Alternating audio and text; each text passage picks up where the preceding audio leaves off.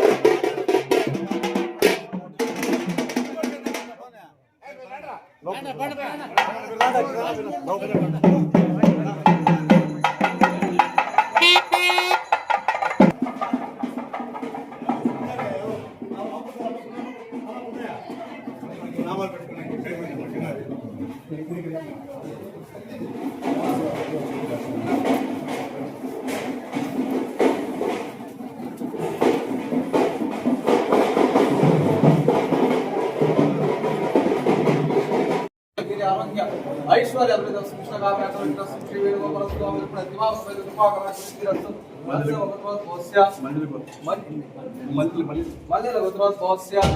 वेंकटी रामदेस्य कृष्णारेड्डी रामदेस्य सा कुटुंबानां क्षेमस्य विजय वीर आरोग्य ऐश्वर्य अभिवृद्धिरस्तु इष्टकाम्यार्थं श्री वेणुगोपाल स्वामी रुक्मिणी अतिवाम समेत कृपा कटाक्ष प्राप्तिरस्तु आराध्य गोत्रोद्भवस्य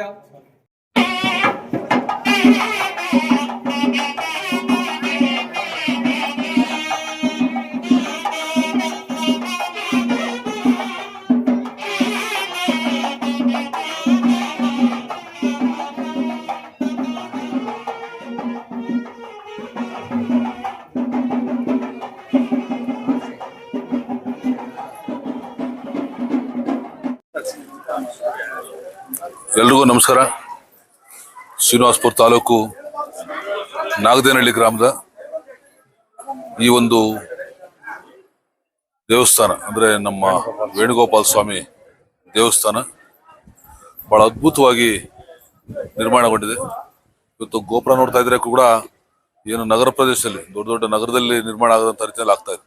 ಬಹಳ ಸಂತೋಷ. ಇದು ಪ್ರತಿ ವರ್ಷ ಕೂಡ ಈ ಒಂದು ದಿನದಂದು ಬ್ರಹ್ಮರಥೋತ್ಸವ ಕಾರ್ಯಕ್ರಮ ನಡೀತಾ ಇರ್ತದೆ. ಬಹಳ ಅದ್ದೂರಿಯಾಗಿ ನಡೀತಾ ಇದೆ. ಇವತ್ತು ಈ ಗ್ರಾಮದ ಜೊತೆಯಾಗಿ ಸುತ್ತಮುತ್ತಲಿನ ನೆರೆಯ ಗ್ರಾಮಗಳು ಮತ್ತು ತಾಲೂಕಿನಾದ್ಯಂತ ಭಕ್ತಾದಿಗಳು ಮತ್ತು ಆಗಮಿಕರು ಎಲ್ಲರೂ ಕೂಡ ಇವತ್ತು ದಿವಸ ಕಾರ್ಯಕ್ರಮದಲ್ಲಿ ಭಾಗವಹಿಸ್ತಾ ಇದ್ದಾರೆ.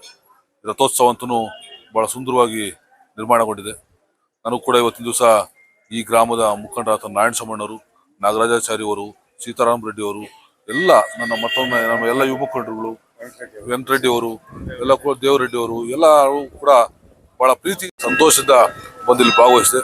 ನನಗಂತೂ ಆನಂದ ಆಗ್ತಾ ಇದೆ. ಯಾಕಂದ್ರೆ ದೇವರ ಕಾರ್ಯಗಳು ನಮ್ಮಗಳಲ್ಲಿ ಶಾಂತಿ, ನೆಮ್ಮದಿ, ಸೌಹಾರ್ದತೆ ಮೂಡಿಸ್ತಕ್ಕಂಥ ಒಂದು ಅದ್ಭುತವಾದಂಥ ಒಂದು ದೈವಿ ಕಾರ್ಯಗಳು. ಇಂಥ ಒಂದು ಧಾರ್ಮಿಕ ಕಾರ್ಯಗಳಲ್ಲಿ ಪ್ರತಿಯೊಬ್ಬರೂ ಪಾಲ್ಗೊಳ್ಬೇಕು.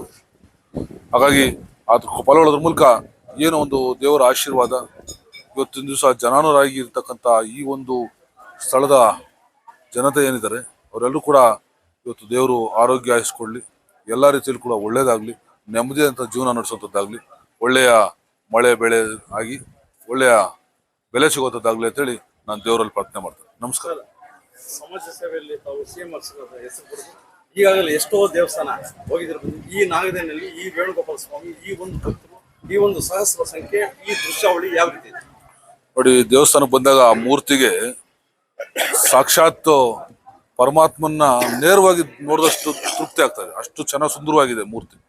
ಜೊತೆಗೆ ಅಲಂಕಾರ, ಹೂವಿನ ಅಲಂಕಾರ ಅಂತೂ ವಿಶೇಷ ರೀತಿಯಲ್ಲಿ ಬಹಳ ಗೋಚರಿಸ್ತಾ ಇದೆ. ಇದ್ರ ಜೊತೆಗೆ ನನ್ನ ಯುವ ಮಿತ್ರರು ಇವತ್ತಿನ ದಿವಸ ಆ ಒಂದು ಕಾರ್ಯಕ್ರಮದಲ್ಲಿ ಪಾಲ್ಗೊಂಡು, ನೀವು ಹೇಳ್ದಂಗೆ ಸಾವಿರಾರು ಜನ ಇನ್ನೇನು ಕಾರ್ಯಕ್ರಮದಲ್ಲಿ ಪಾಲ್ಗೊಳ್ತಾರೆ. ಬಿಸಿಲು ಅಂದ್ರು ಎಷ್ಟೇ ಬಿಸಿಲಿದ್ರು ಕೂಡ ಬಿಸಿಲಿಗಿಂತ ಹೆಚ್ಚು ನಮ್ಮ ಒಂದು ದೇವರ ಕಾರ್ಯಗಳು ಅದರಲ್ಲಿ ಪಾಲ್ಗೊಳ್ತಕ್ಕಂಥ ಒಂದು ಜನತೆ ಏನಿದ್ದಾರೆ ಅವರು ಕೂಡ ಈ ಒಂದು ಬಹಳ ಉತ್ಸಾಹದಿಂದ ಪಾಲ್ಗೊಳ್ತಾ ಇದ್ದಾರೆ. ಅವರು ಕೂಡ ಈ ದೇವರು ಒಳ್ಳೇದು ಮಾಡಲಿ, ಎಲ್ಲ ರೀತಿಯಲ್ಲಿ ಒಳ್ಳೇದಾಗಲಿ ಅಂತ ಬಯಸ್ತೀನಿ. ಜೈ ಶ್ರೀಮನ್ನಾರಾಯಣ. ಇವತ್ತು ನಮ್ಮ ನಾಗದೇನಹಳ್ಳಿಯಲ್ಲಿ ವರ್ಷನೂ ಮೇ ತಿಂಗಳಲ್ಲಿ ಅಥವಾ ಏಪ್ರಿಲ್ ತಿಂಗಳಲ್ಲಿ ಗಂಗಾ ಸಪ್ತಮಿಗೆ ರಥೋತ್ಸವ ಭಾರಿಯಾಗಿ ನಡೆಯುತ್ತೆ. ಎಲ್ಲ ಊರು ಗ್ರಾಮಸ್ಥರೆಲ್ಲ ಸೇರಿ ಎಲ್ಲ ಒಂದೇ ಸಮನಾಗಿ ಈ ವೇಣುಗೋಪಾಲ ಸ್ವಾಮಿ ಮತ್ತೆ ಇಲ್ಲಿ ಎಂಟ್ರೆನ್ಸ್ ಅಲ್ಲೇ ಇರ್ತಕ್ಕಂಥ ಗಣಪತಿ ಸ್ವಾಮಿನ ಎಲ್ಲೂ ಆರಾಧನೆ ಮಾಡಿ ಪಾನಕ ಒಂದು ವಿನಿಯೋಗ ಎಲ್ಲ ಇರುತ್ತೆ. ಮತ್ತೆ ಊರು ಜನ ಎಲ್ಲ ಬಂದು ಪ್ರತಿ ಸಂಕಷ್ಟಿಗೂ ಬಂದು ಎಲ್ಲ ಆಚರಣೆ ಮಾಡಿ ಇವರೆಲ್ಲ ವಿಘ್ನೇಶ್ವರನ ಕೃಪಾ ಕಟಾಕ್ಷಕ್ಕೆ ಎಲ್ಲ ಸ್ವೀಕಾರ ಮಾಡುತ್ತಾರೆ. ಅದೇ ತರಹ ಈ ಬಾಲಾಜಿ ಅನ್ನೋರು ನಮ್ಮ ಗ್ರಾಮಸ್ಥರು, ಇವರು ತಾಲೂಕು ಆಫೀಸಲ್ಲಿ ಕೆಲಸ ಮಾಡ್ತಾರೆ. ಇವರು ಪಾನಕದ ವಿನಿಯೋಗವನ್ನ ವರ್ಷನೂ ರಥೋತ್ಸವ ಮುಹೂರ್ತಕ್ಕೆ ಇವರು ಡೊನೇಟ್ ಆಗಿ ಕೊಡ್ತಾರೆ.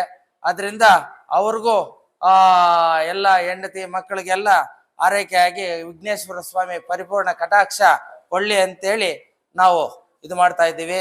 ಅದೇ ತರಹ ಎಲ್ಲ ಜನಗಳು ಬಂದು ಇಲ್ಲಿ ಗಣೇಶ್ವರ ಕೃಪಾ ಕಟಾಕ್ಷವನ್ನು ಸ್ವೀಕರಿಸಿ ಆ ರಥೋತ್ಸವ ಅಂಗವಾಗಿ ಈ ಗಣೇಶ್ವರ ಪರಿಪೂರ್ಣ ವಿದ್ಯಾ ಬುದ್ಧಿ ಐಶ್ವರ್ಯ ಕಲ್ಯಾಣ ಉದ್ಯೋಗ ವ್ಯವಹಾರ ಎಲ್ಲ ವಿಘ್ನೇಶ್ವರ ಸ್ವಾಮಿ ಕೃಪಾ ಕಟಾಕ್ಷವನ್ನು ಸ್ವೀಕಾರ ಮಾಡಿಕೊಂಡು ಎಲ್ರಿಗೂ ಒಳ್ಳೇದಾಗ್ಲಿ ಅಂತೇಳಿ ಈ ರಥೋತ್ಸವದ ಪ್ರಯುಕ್ತವಾಗಿ ನಾನು ಜೈ ಈ ಮಾತನ್ನು ಮುಗಿಸ್ತಾ ಇದ್ದೀನಿ.